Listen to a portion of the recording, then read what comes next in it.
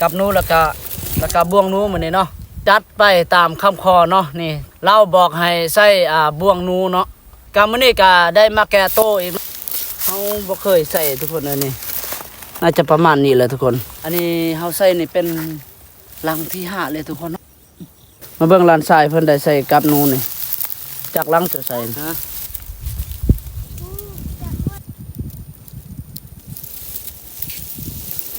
ปลาทุกคนเห็นบ่หอยใหม่ๆเลยทุกคนนะ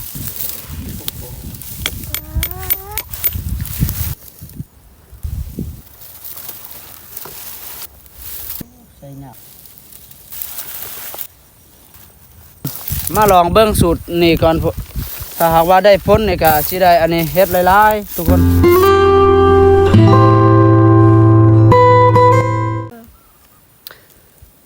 เอากับสบายดีพ่อแม่พี่น้องสบายดีเด้อพ่อแม่พี่น้องเบิดสุคนเนาะที่เข้ามารับชมทุกท่านก็สำหรับหอบมือแรงมื้อนี้เนาะหอบแรงมื้อนี้ก็ได้พาพี่พน้องสำหรับหอบแรงมื้อนี้เนาะบาซี่ก็ได้อัปเดตหาอยู่หากินคือเก่าพี่น้องเนาะเพราะว่ามื้อนี้อีกบาซี่ก็จัดไปตามคำขอเนาะนี่ตามคำขอผู้นี้เนาะเพิ่นว่าเราบอกให้ใส่บ่วงนูเนาะแต่ว่าเบ้าซีนี่ก็บ่เคยใส่จักเทื่อเนาะบ่วงนูนี่มีแต่คลิปก่อนช่วงเบ้าซีเกี่ยวข้าวเนาะก็เบ้าซีก็ลองใส่คือกันแต่ว่าใส่บอลหอยเก่าก็เลยบ่ถึกเนาะก็มื้อนี้ก็ได้มาแก้โตอีกเนาะจากพี่สาวพังไทยเนาะจากเอื้อยนกเพิ่นเนาะให้เฮาแก้โตใหม่เนาะมื้อนี้ก็สิมีโอกาสผ่านไป 3-4 เดือนแล้วเนาะก็ได้มาแก้โตมื้อนี้เนาะว่ามาใส่บ่วงเทวเขตทงไห้ทงหน้านี่แหละพี่น้องเนาะไว้ว่าฤดูแล้งพี่น้องเนาะเก็บเกี่ยวข้าวแล้วพี่น้องเป็นฤดูแล้งนี่แหละเนาะมาใส่เทวอันนี้เทวหญ้าเทวขันแถหน้านี่แหละพี่น้องเนาะโดยกะพี่น้องทางได้กะที่เขามารับชมเนาะกะอย่าลืมกดติดตามแล้วก็กดไลค์กดแชร์อีกเทื่อเด้อพี่น้องเนาะเพื่อเป็นกำลังใจให้ทีมงานบ่าวโลแล้วก็บ่าวฮัดไซเนาะแล้วก็บ่าวซีทุกคนไปมีแต่ว่าเฮาไปรับชมไปเบิ่งนํกันเลยพี่น้องเนาะมื้อนี้สิได้ใส่กับหนูทุกคนนี่เต็มท้องเลยบ่ฮู้ว่าสิใส่ทันหรือบ่เด้อันนี้ก็ชั่วโมงเวลาก็3 โมงแล้วเด้ทุกคนกับหนูแล้วก็อันนี้นี่ทุกคนนี่บ่วงหนูนี่เนาะหากเฮ็ดใหม่ๆเฮ็ดบางอย่างนี่ทุกคนเอ้ยดี10ไปอันเนาะนี่เห็นบ่แล้วก็อันนี้กับหนูนี่ทุกคนนี่เนาะลายเติบนี่ได้อยู่ว่า10 ปลายนี่15อันวันนี้ก็ใส่อันนี้เทวเฮาใส่แรงวันนี้นี่แหละเพิ่นใส่วันนี้นี่ได้5-6 ลังเพิ่นใส่นี่กับหนูแล้วก็บ่วงหนูมื้อนี้เนาะไปทุกคนมีแต่ว่าติดตามเบิ่งนํกันทุกคนเนาะนี่ทุกคนเลี้ยงวันนี้เฮาใส่แถวนี้เนาะมื้อเช้านี่ก็ได้มายามนี่ถึกแต่ตัวหนึ่งตัวเดียวเนาะนี่ทุกคนเฮาสิได้ใส่บ่วงแถวนี้ทุกคนเห็นบ่นี่แถวคอนไม้นี่นะโอ้ยไม่ไหม้เลยทุกคนเป็นตาซ้อนแล้วก็สิได้เลาะใส่แถวเขตนี่แหละนี่มันเป็นป่าหญ้าทุกคนเนาะป่าหญ้าแล้วก็หอดเขตนี่มีแต่ป่าหญ้าเบิดทุกคนเห็นบ่โอ้หอยนูโคตรหลายเลยแถวนี้พี่น้องมากับบ่าวโลแล้วก็บ่าวฮัดเนาะมีแต่ว่าบาซี่ก็สิได้ใส่กับแล้วทุกคนเลยเนาะนะบาซี่ก็สิลองใส่ลังนึงนี่น้องนี่แหละเนาะเพราะว่าบ่าวโลเพิ่นก็ใส่กับนู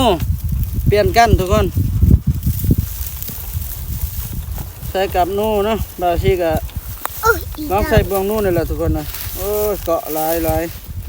จังสิ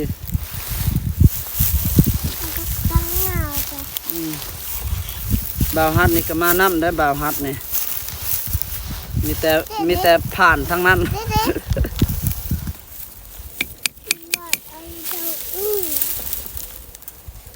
ไอ้ดอกงา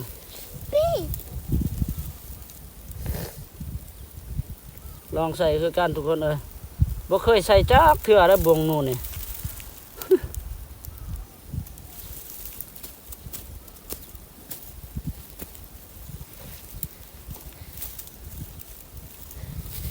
ได้หรือเปล่าได้หรือเปล่า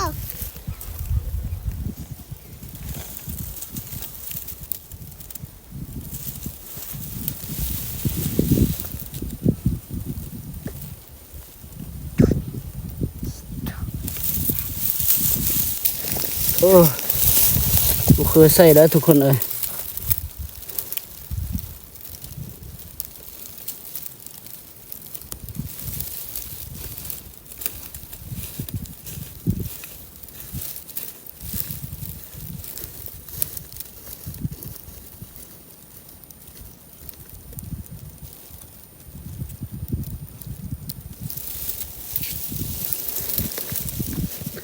เรียบร้อยแล้วทุกคนใส่เรียบร้อยแล้วเนาะปลาทุกคนเห็นบ่หอยใหม่ๆเลยทุกคนนะอ่ะโอ้โหเดี๋ยวบาซีสิได้ใส่หม่องนี้เนาะนี่ทุกคนหอยใหม่ๆแล้วทุกคนนะเห็นบ่หอยหนูเนาะ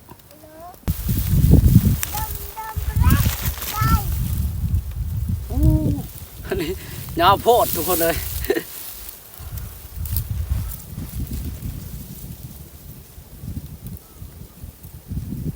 ได้บ้างของเฮานี่สิไป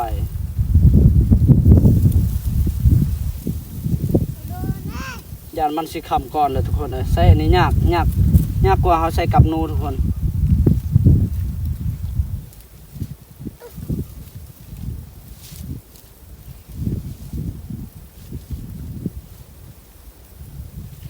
โอ้โห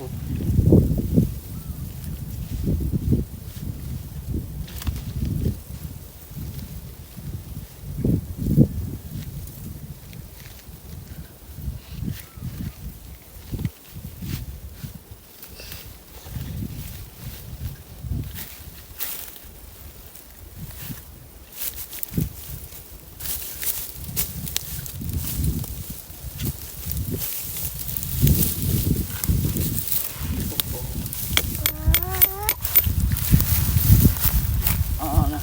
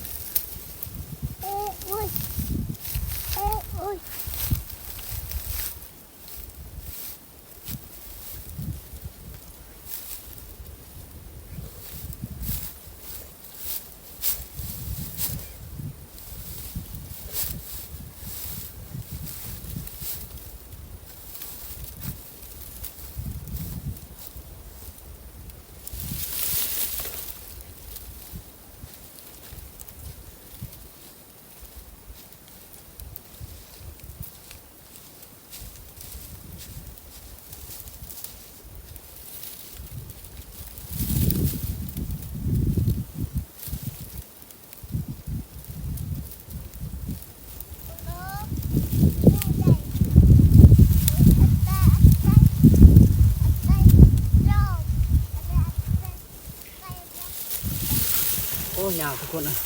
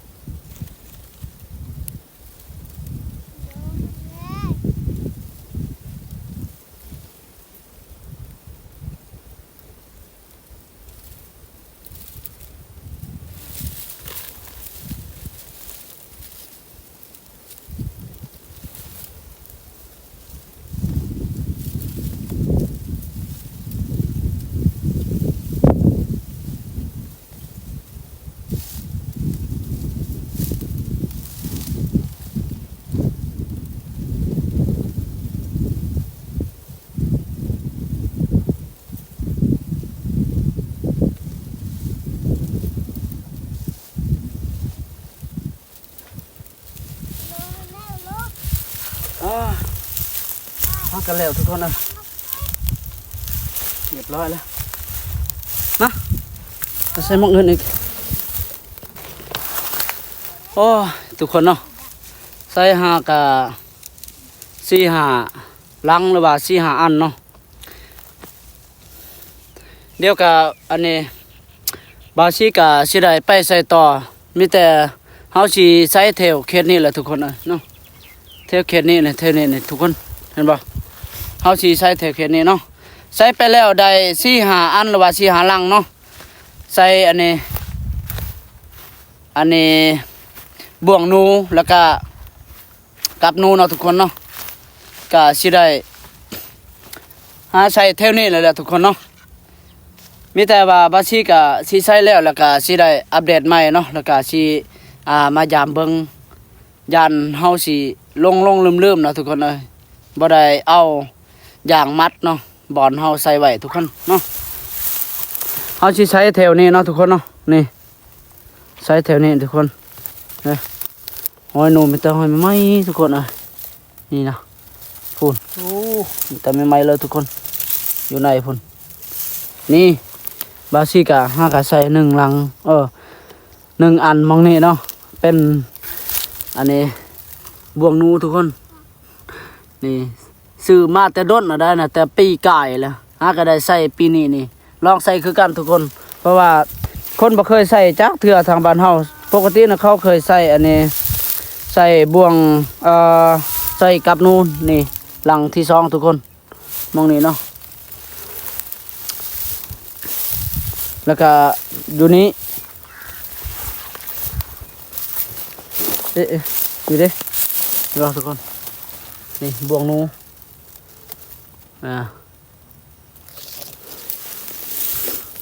การลานใส่ก็ได้ใส่อันนี้กับนูแถวเบื้องนั้นเนาะบาซิก็ใส่เบื้องนี้คนนี่มองนี่ก็ใส่รอทุกคนนะ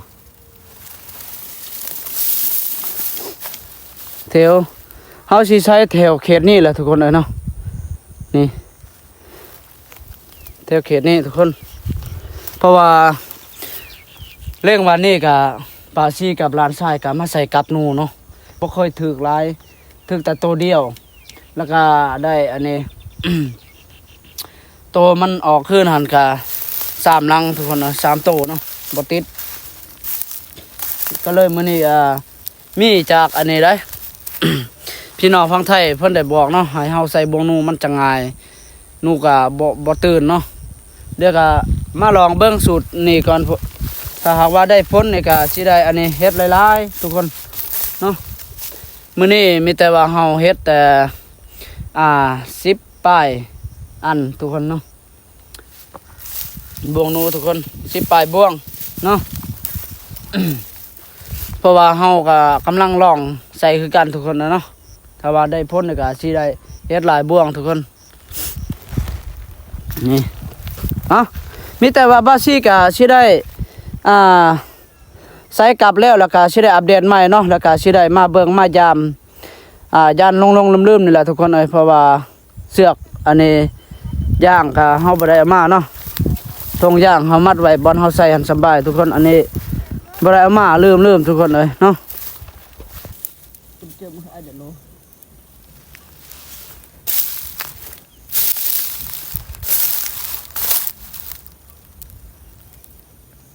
ใส่เหงาเพื่อนนะ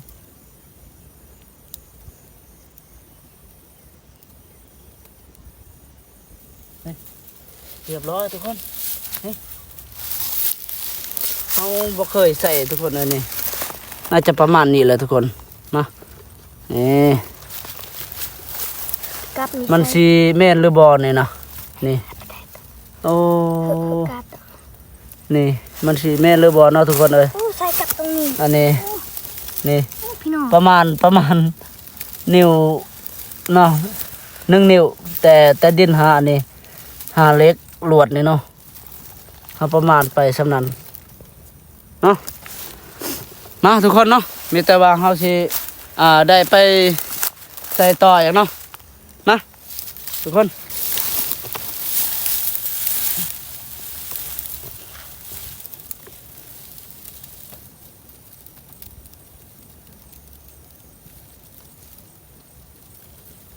เอาเลยดอกมันบอกนะ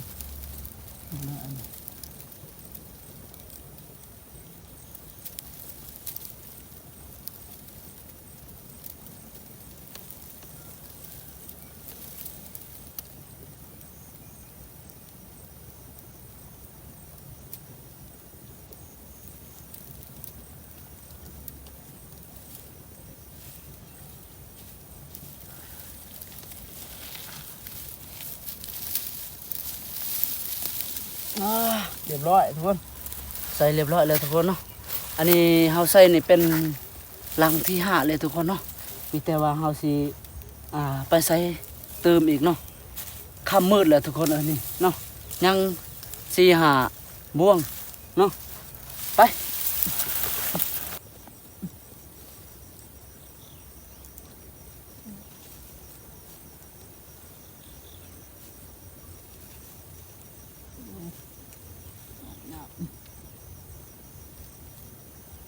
หยาบทุกคนบ่เคยใส่จ้าเทื่อนี่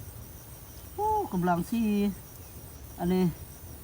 กำลัง6-7ลังนี่6-7บ่วงนี่ยากเลย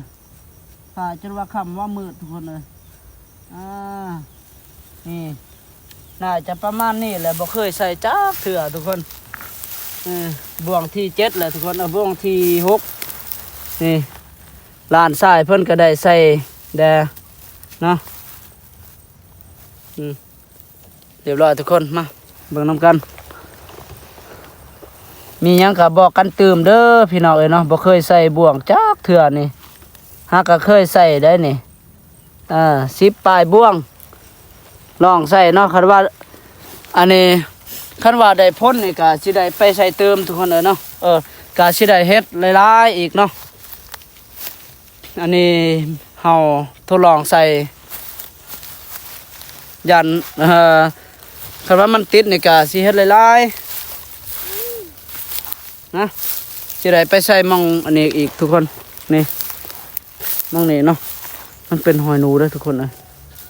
นี่ทุกคนหอยหนูทั้งหูหนูเด้อทุกคนนี่เห็นบ่ทุกคนป้าโตใหม่ๆแล้วมันกินหญ้านะนี่เห็นบ่ใหม่ๆทุกคน ตรงนี้ จะบ่ได้ใส่บ่ข่อยสิใส่เองเด้อนะเดี๋ยวข่อยสิใส่เองนี่ทุกคนหอยใหม่ๆเลยทุกคนเห็นบ่หอยใหม่ๆเลยทุกคนมันเป็นหูเนาะบ้องใช่ทุกคน มาเบิ่งลานทรายเพิ่นได้ใส่กับนูนี่จากลังจะใส่นี่เอาอันนี้เด้เอามันหัวมันใส่เห็ดอันนี้เหยื่อมาหัดใส่ตามมาเนาะนี่หลังที่5ที่6แล้วเด้นี่บาซีบ่ทันเลยบ่ทันได้ไปถ่ายเพิ่นใส่มองได้จะใส่โอ้โหทุกคนนี่เอาหัวมันนี่เห็ดเหยื่อไปมือบ้านนี่เอาเขาเด้เห็ดอันนี้เหยื่อมันนี่อีกเอาหัวมันอีกโอ้จนว่าทั่วอันนี้ที่เลยเขาใส่เทนนี่บ่จักกับบ่จักอันนี้บ่วงนู่ทุกคนนี่เขาใส่เขตนี่อันนี้เขตนี่เนาะบ่วงสุดท้ายได้ให้ล้านทรายเพิ่นใส่นี่มันเป็นแนวใดนี่โอ้อย่าสิใช้จำดินโพดได้บ่วงหั่นเด้อใส่โพลายนี่มันบ่อันนั้นนะมันบ่เกาะนี่มากับเบาโลแล้วก็เบาฮัดนี่โอ้ดุมาคนหากินดุได้ทุกคนเลยนี่เนาะส่วนเพิ่นหากินแต่น้อยนี่ใส่ลังสุดท้ายแล้วบ่วงสุดท้ายแล้วทุกคนเนาะนี่ให้ล้านทรายหรือว่าเบาโลนแหละเนาะแล้วสำนั้นได้แล้วมีตาเฮาสิมายามเบิ่งมื้ออื่นนี่แหละทุกคนสิมานหรือบ่มานก็มาลุ้นเบิ่งน้ำกันมื้ออื่นนี่แหละเนาะใส่แล้วทุกคนเอ้ยเรียบร้อยแล้วทุกคนสีเนาะก็ได้ใส่กับนูหรือว่าบ่วงนูเนาะกับนูกับบ่วงนูทุกคนเนาะเฮ าก็ได้ใส่แล้วๆพี่น้องจนว่าฟ้ามืดครึ้มแล้วพี่น้องเนาะนี่ตะเว้นตอนตอนเฮามาใส่ใหม่ๆตอนเฮามาใส่หั่น3 โมงได้ทุกคนเอ้ยออกมาจนมาฮอดอันนี้จุดบอลเฮาใส่บ่วงนูกับนูเนาะ3 โมงอันนี้จนว่า5 โมงแล้วทุกคนตะเว้นจนบ่เห็นแหละ ฝ่าสีค่ำสีมืดแล้วทุกคนเนาะ แล้วก็ขอบใจจากพี่น้องเนาะพี่น้องฝั่งไทยเพิ่นได้บอกสูตรให้เฮาใส่บ่วงนูเนาะหากเคยใส่เทื่อเดียวเทื่อนี้แหละทุกคนเนาะหาก็ได้ใส่เนาะมีแต่ว่ามาติดตามรับชมนํกันแหละทุกคนเอ้ยมื้ออื่นเช้าสิมายามใหม่เนาะแล้วก็สิได้อัปเดตเติมให้ทุกคนเด้อได้เบิ่งนํกันทุกคนเนาะก็สำหรับคลิปนี้เนาะบาซี่ก็ได้อัปเดตให้พี่น้องได้ชมสำเร็จไปก่อนพี่น้องเนาะเจอกันคลิปมื้ออื่นทุกคนบ๊ายบายทุกคนเจอกันมื้ออื่นนี่